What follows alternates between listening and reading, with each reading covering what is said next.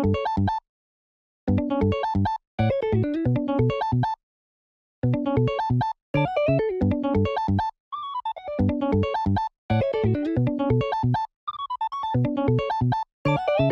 what's up, ladies and gentlemen? Good to see you again, and we've got a matchup against my man playing Katakuri right here. This is for all the marbles. We're both 2-0, and I roll extremely high. I get a nice 11 there, so I end up winning the dice roll. I actually keep the speed of this match at normal speed because it's a quick one. It just goes by. Katakuri is a matchup that I feel pretty favored into playing Uta, but sometimes, you know, like some of those triggers can just be really, really weird, and they can kind of like set the tone for, you know, I don't know.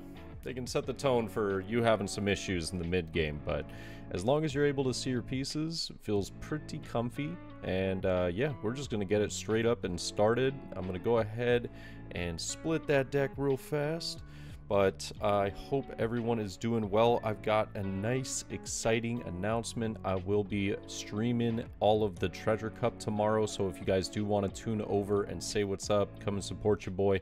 I'll be playing some Gecko Moria for the Treasure Cup. I believe it's at 11 EST on my Twitch channel.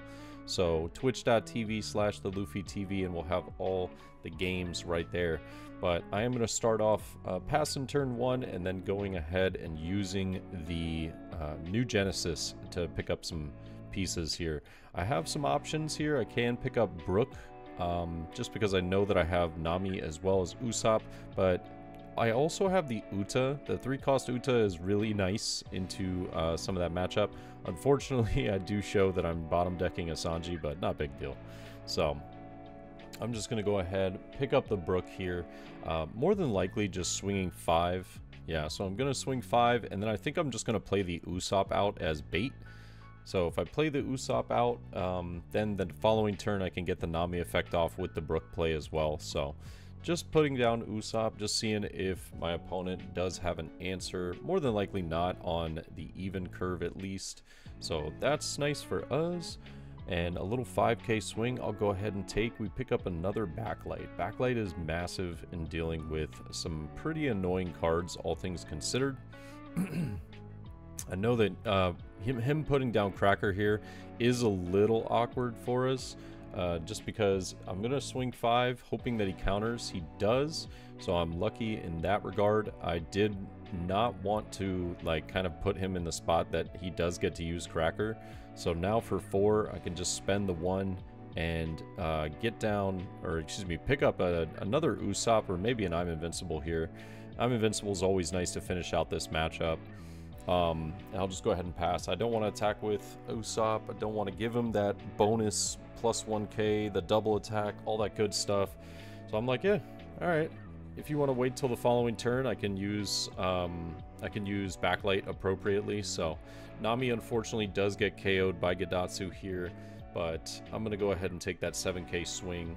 And now with the new Genesis, we have good odds of potentially finding our first 7-cost Luffy. Been looking for that this whole game. If I do end up finding it here, it's actually not that bad of a play. So I'll just go ahead and use the new Genesis, and look at that, easy finding Luffy. This allows me to get the board looking real solid for the following turn, as well as just get multiple swings through, and I can be as aggressive as I want to here. Putting down Zoro as well might be pretty solid, so I'm just going to go ahead and swing 5 though. We're going to get a 1k counter.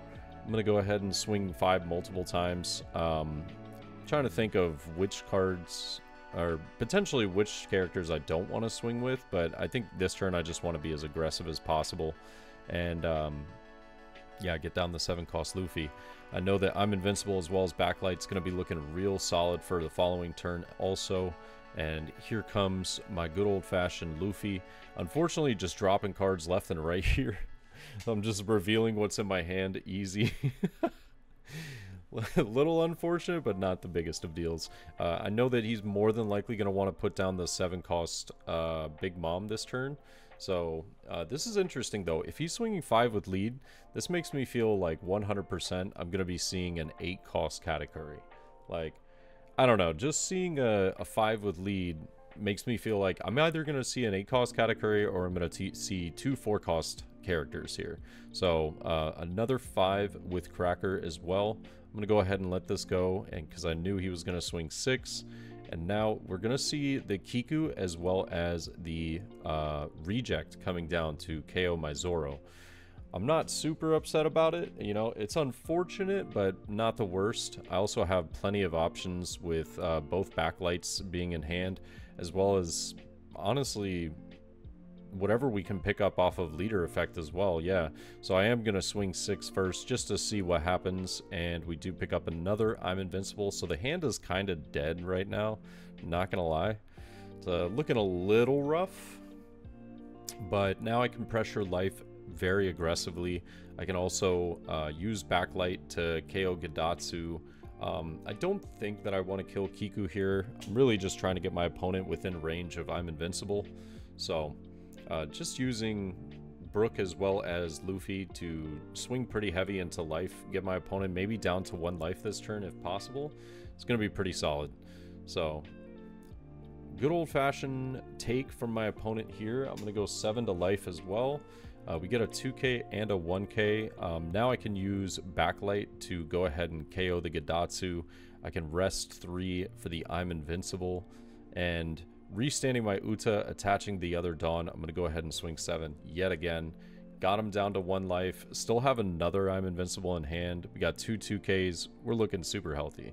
Like, good luck to my opponent trying to swing into my board. If it is a 5 right here, this is a pretty easy... I mean, it's an awkward counter, just because I know that I don't have a lot of... counter power, and he's going to slap down the 10 mom, so... If I don't win right here, it does get a little awkward. It gets a little dicey. Yeah. I don't have the restand event. I'm trying to remember the name of it. There's a 2-cost restand event. I believe it's Where the Wind Blows or something of that sort. But yeah, I've got to be careful of a potential trigger coming onto the board. Could spell disaster. If I'm not able to get game. If I am able to, obviously that's great, but I also have backlight as a backup plan towards the Kiku Nojo being on board. I'm just kind of planning it out in my mind though, like, okay, I feel as though going for game this turn isn't all that scary, but it is maybe a little bit. I end up picking up Usopp off the play. Little 6k swing with him having 4 cards in hand is going to connect, so that just makes me feel extremely good though. Obviously getting the Sanji here isn't that much of an issue for us because I have the backlight in hand. That's why I wanted to save it just in case, because it could be a good option against a potential blocker, or it could be an option if we can't go for game and we need Kiku to be off the boards, just to guarantee us a little bit of safety. Yeah, I think I'm just going through the math in my head though on whether resting this Sanji is going to be okay. And now I'm thinking of, yeah, I was considering going with the blocker, but I think it's much safer to go with Brook, just in case it could potentially get removed from Onami. And he does take this with no trigger. I should be able to just go for game, and now I can just go 12 with the Luffy, and we end up taking it. Pretty solid, all things considered. I feel like I'm Invincible is just such a bad experience for Katakuri here. Pretty rough, but I'll take it. Any dubs we can get over Katakuri is always a good dub. Hope you guys enjoyed the match though. I know this one was pretty quick, but honestly, that tends to be how these matches go with Katakuri and Uta. But I'll catch y'all in the next one, all right? Peace.